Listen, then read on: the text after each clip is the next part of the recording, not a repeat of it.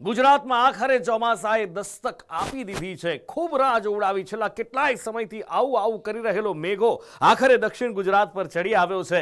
રાજ્યના હવામાન વિભાગે પણ એની પુષ્ટિ કરી છે. હવામાન વિભાગનું અનુમાન છે કે દક્ષિણ ગુજરાતથી એન્ટ્રી કરી નૈઋત્યનું ચોમાસું હવે થોડા જ દિવસોમાં મધ્ય ઉત્તર ગુજરાત સૌરાષ્ટ્ર એમ આખા ગુજરાતને આવરી લેશે અને થોડા જ દિવસોમાં આખા ગુજરાતમાં મેઘ જમાવટ બોલશે.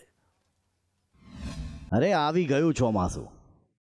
ચોમાસાનો વિધિવત પ્રારંભ. દક્ષિણ ગુજરાતથી થઈ એન્ટ્રી. ચોમાસા પહેલા ચોમાસા જેવો માહોલ બનાવનાર ચોમાસું હવે ગુજરાત આવી પહોંચ્યું છે. રાજ્યમાં વિધિવત રીતે ચોમાસાનો પ્રારંભ થયો છે. દક્ષિણ ગુજરાતથી નૈઋત્યના ચોમાસાએ ગુજરાતમાં એન્ટ્રી મારી છે. હવામાન વૈજ્ઞાનિક રામાશ્રય યાદવે માહિતી આપતા જણાવ્યું છે કે ગુજરાતમાં ચોમાસાની એન્ટ્રી થઈ ચૂકી છે, જેના કારણે આગામી 48 કલાક દક્ષિણ ગુજરાતમાં ભારે વરસાદ પડી શકે છે. South west monsoon south Gujarat के में प्रवेश कर गया है नवसारी तक, और आने वाले 5 दिनों के लिए जो गुजरात स्टेट के लिए फोरकास्ट दिया गया है वो आज के लिए आइसोलेटेड प्लेसेस पे लाइट से मॉडरेट रेन और साथ में थंडर स्टॉर्म की वार्निंग दी गई है. और आज गुजरात रीजन और सौराष्ट्र और कच्छ के सारे डिस्ट्रिक्ट कवर हैं जहां पर लाइट से मॉडरेट रेन होगी और साथ में थंडर स्टॉर्म की भी वार्निंग है. હવામાન વિભાગનું આગામી કેટલાક દિવસોને લઈને વરસાદનું પૂર્વાનુમાન જાહેર કર્યું છે. 12 જૂનના રોજ દક્ષિણ ગુજરાત તેમજ સૌરાષ્ટ્રના કેટલાક વિસ્તારમાં વરસાદ પડી શકે છે, જ્યારે 13 જૂનના રોજ દક્ષિણ ગુજરાત, મધ્ય ગુજરાત અને પૂર્વ તેમજ સૌરાષ્ટ્રના કેટલાક વિસ્તારોમાં વરસાદ પડશે, જ્યારે 14 જૂનના રોજ દક્ષિણ ગુજરાત અને સૌરાષ્ટ્રના કેટલાક વિસ્તારમાં વરસાદ ખાબકશે. મેઘસવારી દક્ષિણ ગુજરાત આવી પહોંચતા જ વલસાડ અને નવસારીના કેટલાક વિસ્તારના વાતાવરણમાં પલટો જોવા મળ્યો છે. સોમવાર રાત્રેથી કેટલાક વિસ્તારમાં વરસાદ શરૂ થયો છે, જ્યારે દરિયામાં પણ કરંટ જોવા મળી રહ્યો છે.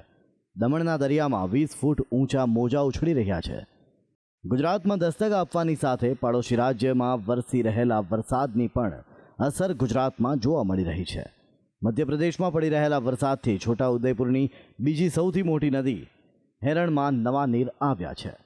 ઉપરવાસના વિસ્તારોમાં વરસાદથી હેરણ નદીમાં નવા નીર જોવા મળ્યા છે.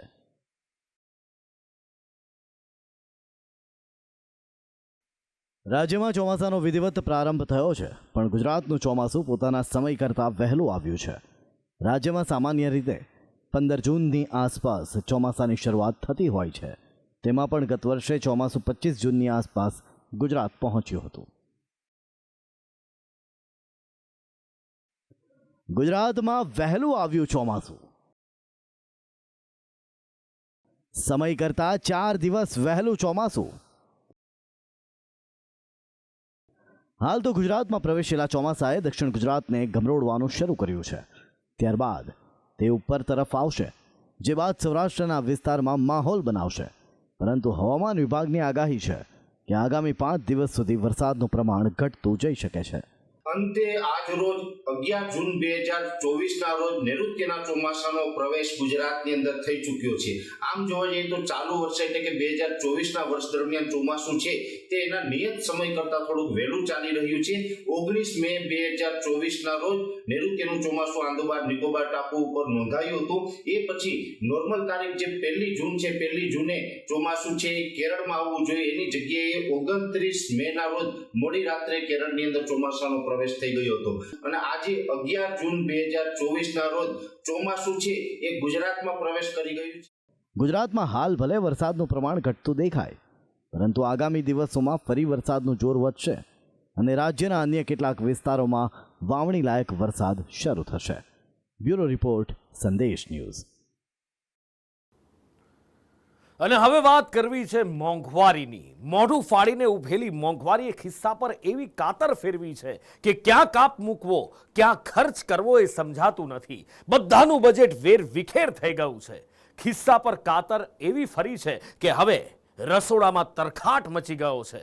લીલા શાકભાજીનું શાક બનાવવું કે પછી દાળનો હિસાબ કરવો એ સમજાતું નથી. ગરીબ મધ્યમ વર્ગ અત્યારે બૂમ પાડી ગયો છે કે આ મોંઘવારીએ તો સાહેબ મારી નાખ્યા છે. ખિસ્સા પર મોંઘવારીની કાતર, રસોડામાં મચાવી ધમાલ, ખર્ચ થયો ડબલ.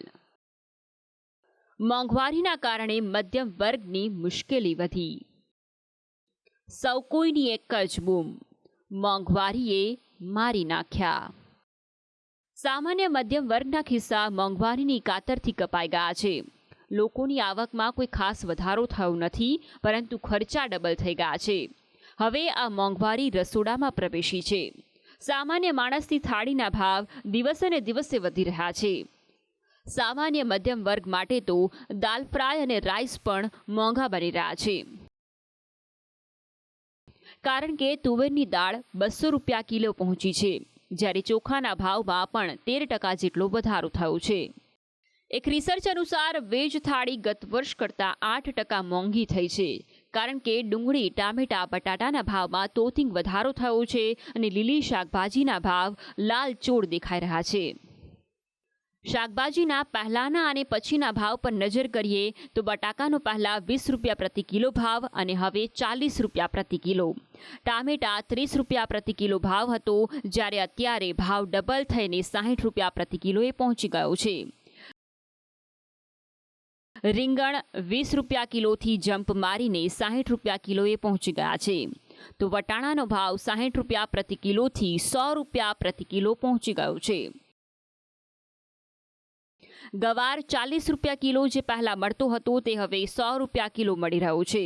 ડુંગળી 20 રૂપિયા પ્રતિ કિલો હતો ભાવ, જેનો ભાવ અત્યારે ડબલે 40 રૂપિયાએ પહોંચી ગયો છે. મરચા જે 30 રૂપિયા કિલો હતા તેનો ભાવ 60એ પહોંચી ગયો છે. તો ફ્લાવરનો ભાવ 40 રૂપિયા પ્રતિ કિલો પહેલા હતો, જે અત્યારે 80 રૂપિયા પ્રતિ કિલોએ પહોંચ્યો છે. કોબીજનો ભાવ પણ 20 રૂપિયા પ્રતિ કિલો હતો, જે અત્યારે 40 રૂપિયા પ્રતિ કિલોએ પહોંચી ગયો છે. આ તરફ ધાણા જે 20 રૂપિયા પ્રતિ કિલોએ મળતા હતા તે અત્યારે 80 રૂપિયા પ્રતિ કિલોએ મળી રહ્યા છે. બધા શાકભાજી બધું 300-250 છે, કંઈ સસ્તું છે જ નહીં.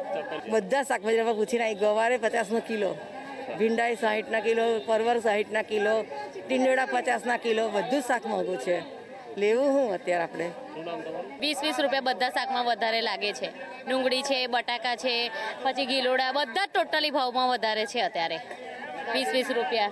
મિડલ ક્લાસને તો બહુ ફરક પડે. રોજનું કમાઈને ખાતા હોય એ લોકોને તો ઘર ચલાવવું જ મુશ્કેલ પડી જતું હોય. આ ઠેલો તો પહેલાં અમે 100-150માં તો ભરી લેતા હતા, હવે તો 400-500 થઈ જાય તો બી નહીં ભરાય ભાઈ. મોંઘું થઈ ગયું, હવે શું ખાવાનું? ગરીબ આપણે તો ઠીક છે, ગરીબ શું ખાય? એ તો મરચું રોટલો, અરે ડુંગળી તોડીને ખાતા હતા, ડુંગળીના ભાવ વધી ગયા છે, એટલે ખાવાની તો મજબૂરી થઈ ગઈ ને. આ બધા વચ્ચે ચૂંટણી પૂરી થતાની સાથે જ દૂધના ભાવમાં વધારો ઝીકી દેવામાં આવ્યો હતો. તો તમામ તેલના ભાવમાં 15%નો વધારો થયો છે, જ્યારે 5 કિલો લોટના ભાવ 170થી વધીને 200 પર પહોંચ્યા છે. ખાદ્ય ચીજવસ્તુઓના ભાવ આસમાને પહોંચી રહ્યા છે, તો સાથે જ અન્ય ખર્ચા પણ બેકાબૂ બની રહ્યા છે. આ 10 દિવસમાં મોંઘવારીએ મધ્યમ વર્ગની તો કમર તોડી જ નાખી છે. એક સપ્તાહ પહેલા એક્સપ્રેસ વે પર ટોલ ટેક્સના નવા દર લાગુ કરતા મુસાફરી પણ મોંઘી થઈ છે. કયા વાહન માટે કેટલો ટોલ ભરવો પડશે તેની વાત કરીએ તો કાર, જીપ, હળવા વાહનો જેનો જૂનો ભાવ 105 હતો અને નવો ભાવ 110 થયો છે. લાઇટ કોમર્શિયલ અને મિની બસનો ભાવ 170 હતો, જે અત્યારે 175 પર પહોંચી ગયો છે. બસ અને ટ્રક જેનો જૂનો ભાવ 355 હતો, જે અત્યારે 365 પર પહોંચ્યો છે. 3XL કોમર્શિયલ વ્હીકલનો ભાવ 385 હતો, જે 395 પર પહોંચી ગયો છે. તો નવું શૈક્ષણિક શરૂ થાય તે પહેલા વાલીઓએ પણ મોંઘવારીનો વધુ એક માર વેઠ્યો છે. અમદાવાદ સહિતના સ્કૂલ વર્દી એસોસિએશને સ્કૂલ રિક્ષા અને વાનના ભાડામાં 20%નો વધારો કર્યો છે. રિક્ષામાં 1 કિલોમીટરના ઘેરાવાના પ્રતિ મહિને 650થી વધારીને 750 રૂપિયા કરાયા. 2 કિલોમીટરના 750થી વધારી 850 કરવામાં આવ્યા, જ્યારે 5 કિલોમીટરના 1050થી વધારી 1150 કરવામાં આવ્યા. તો આવો જ ભાવ વધાર સ્કૂલ વાનના ભાડામાં પણ થયું છે. વાનમાં પ્રતિ મહિને 1000થી વધારી 1200 રૂપિયા કરાયા. વાનમાં 1200ના વધારી 1400 રૂપિયા કરવામાં આવ્યા અને 5 કિલોમીટરના 1800થી વધારી 2000 રૂપિયા કરવામાં આવ્યા. જે આ ભાવ વધારો અચાનક જે ગુજરાત વાલી મંડળ ઉપર ઢોળી દેવામાં આવ્યો છે ટેક્સી એસોસિએશન તરફથી, તે વાલીઓને ખરેખર ખબર નથી કોઈ જાતની, અને ટેક્સી એસોસિએશન ડિસિઝન લઈને જ અચાનક જ ના ભાવ વધારો નાખ્યો છે, ના સીએનજીનો ભાવ વધ્યો છે, ના સરકારનો પરિપત્ર છે, ના કોઈ સ્કૂલ તરફથી પરિપત્ર છે. ટેક્સી એસોસિએશન પોતાની મરજીથી જે ભાવ વધારો નાખ્યો છે તે વાલીઓને આવી મોંઘવારીમાં પોસાય એવું નથી. નવા શૈક્ષણિક સત્રથી નવો ભાવ વધારો અમલી કરાયો છે. મોંઘવારીની કાતર ખિસ્સા પર એવી ફરી રહી છે કે ક્યાં કાપ મૂકવો અને ક્યાં ખર્ચ લોકોને સમજાતું નથી. દરેક લોકોનું બજેટ વેરવિખેર થઈ ગયું છે. આ બધા વચ્ચે સામાન્ય અને મધ્યમ વર્ગના કુટુંબની આવકમાં કોઈ ખાસ વધારો નથી થયો, જેના કારણે મધ્યમ વર્ગ પર વધુ બોજ પડી રહ્યો છે અને મધ્યમ વર્ગની હાલત કફોડી બનતી જઈ રહી છે. બ્યુરો રિપોર્ટ, સંદેશ ન્યૂઝ. રાજ્યમાં ભ્રષ્ટાચારીઓએ રીતસરની લૂંટ મચાવી છે. આ લાલચથી ભરેલા લાંચિયાઓ જમીનોથી માંડી ગરીબોનું અનાજ પણ નથી છોડતા અને કેટલાક નેતાઓ ખુલીને આ ભ્રષ્ટાચારીઓ સામે હવે તો પડ્યા છે. અત્ર તત્ર સર્વત્ર દેખાઈ રહેલા ભ્રષ્ટાચાર સામે હવે તમારે મારે બધાએ અવાજ બુલંદ કરવાની જરૂર છે, કારણ કે આ ભ્રષ્ટાચારથી માણસ લાચાર બની પોતાના હક માટે મરતો દેખાય છે. ભ્રષ્ટાચારની ઉઘાડી લૂંટ, અત્ર તત્ર સર્વત્ર ભ્રષ્ટાચારનું રાજ. અનાજથી માંડી જમીનો સગે વગે. આ ભ્રષ્ટાચારની લૂંટ ક્યારે અટકશે? સિસ્ટમને લાગેલો ભ્રષ્ટાચારનો સડો આખી સિસ્ટમને કોરી ખાઈ રહ્યો છે અને હવે તો સત્તાધારી પાર્ટી એટલે કે ભાજપના જ નેતાઓ ભ્રષ્ટાચારની પોલ ખોલવા લાગ્યા છે. સુરતથી અનાજ કૌભાંડ સામે આવ્યું છે, જ્યારે વડોદરામાં કોર્પોરેટરના ગંભીર આરોપથી ખળભળાટ મચ્યો છે. આ પહેલા મહેસાણાના ધારાસભ્ય કરસન સોલંકી, જૂનાગઢના સંજય કોરડિયા અને રાજકોટ અગ્નિકાંડ મુદ્દે રામ મોકરિયા ચોંકાવનારા ખુલાસા કરી ચૂક્યા છે. સૌથી પહેલા વાત સુરતના ભ્રષ્ટાચારની. ઉધના વિસ્તારના લોકોની ફરિયાદ છે કે સસ્તા અનાજની દુકાન પર અનાજની કટકી કરવામાં આવે છે. નિયત માત્રામાં અનાજ નથી આપવામાં આવતું. पहले 15 किलो मिलता था, अभी 8-8 किलो ही मिलता है. क्यों ऐसा जाते हो तो क्या बताते हैं वहाँ पे? वो बोलता है ऊपर से ही ऐसा है. फिर कितनी तकलीफें होती है? हाँ? कितनी होती है? कितनी बार जाओ तब देता है, कितनी बार जाओ. बोले एक बार बोलता है ये नेट चालू नहीं है, कुछ वो बोलता है पीछे महीने में तो दिया ही नहीं है, पीछे महीने में तो देता था वो भी दिया नहीं है हम लोग को. घर से थोड़ी दे सकेगा. हाँ, बेटा बताओ कितनी तकलीफ पड़ती है अनाज कम देते हैं तो? लोगों को बहुत कष्ट होता है क्योंकि बार बार जाना बार बार आना कितना डिफिकल्ट होता है. बहुत एजफुल लोग हैं और ऊपर से ज़्यादा पहले मिलता था, आज के दिन कम कर दिए हैं तो लोगों को कितना कष्ट होता है. पहले तो कितना देते थे और अब इतना कम कर दी तो लोग कैसे अपना काम करेंगे? किसके घर की स्थिति कैसी है कैसी नहीं है ये तो समझना चाहिए ना उनको. अपने गजवा में भरने से क्या अच्छा है, लोगों की सहायता करो. પછી આવો સર્વર બંધ છે, ઉપરથી અમે જોબ કરતા છીએ તો પણ અમે રજા પાડીને ત્યાં જાય છે અને ઉપરથી અમને વારે વાર અઠવાડિયામાં 2 વાર અમને રિટર્ન આવવું પડે છે લઈને. અને માટે જ ભાજપના કોર્પોરેટર શૈલેષ ત્રિપાઠી અનાજ વિક્રેતાઓને ત્યાં ચેકિંગ માટે ગયા, જ્યાં કટકીબાજીની પોલ ખુલ્લી પડી. जितना आटे में नमक पड़ता है उतना हो सकता. आप बोलोगे 40 किलो का 20 किलो देते हैं, ये गलत बात है. यूनिट दीठ कितना देते हैं? 3 किलो गेहूँ आपने 3 किलो चावल और 2 किलो गेहूँ. चलो ये तो बरोबर परफेक्ट हो गया. फिर अगर 5 किलो 5 यूनिट है तो गेहूँ और चावल कितना कितना दोगे? वो उसमें आता है 10 किलो गेहूँ और 10 किलो 15 किलो चावल. परफेक्ट आ जाता है, सबको मिलता है इतना? हाँ परफेक्ट मिलता है ना. परफेक्ट मिले नहीं मिले वो बात नहीं, ऐसा क्यों बोलते परफेक्ट नहीं? आप खुद मालिक हो गए ऐसा बोल रहे हो. परफेक्ट तो मिलता ही ना. नहीं, आप जब आप खुद पकड़ा रहे हो, बोल अपने स्पीच से खुद पकड़ा रहे हो कि मिले कि ना मिले, वो गलत बात है. કોર્પોરેટર શૈલેષ ત્રિપાઠીએ આરોપ લગાવ્યો છે કે ઉધના વિસ્તારમાં સસ્તા અનાજના લાયસન્સ ધારકોએ બીજાને દુકાન ચલાવવા આપી છે, જે ગેરરીતિ કરી સામાન્ય જનતાનો હક મારે છે. જેને પરવાનેદાર બનાવ્યું છે કે લાયસન્સ આપ્યું છે રાસની દુકાન સરકારમાં દુકાન ચલાવવા માટે, એ લોકો 90% ઉધના ઝોનમાં તોલાટને આપ્યું છે, એટલે બીજાને આપ્યું છે ભાડેથી, અને એ લોકો આવા મનમાની કરે છે. એમાંથી ખાસ કરીને તો ઘણાનું નામ છે, કાલુ છે, પપ્પુ છે, પછી દિનેશ રામારેડ્ડી છે, અને દુકાનમાં એક ચૌધરી કરે છે. ત્યાં આ લોકો ખૂબ જ મનમાની કરે છે, ખૂબ જ ઓછું રાશન આપે છે.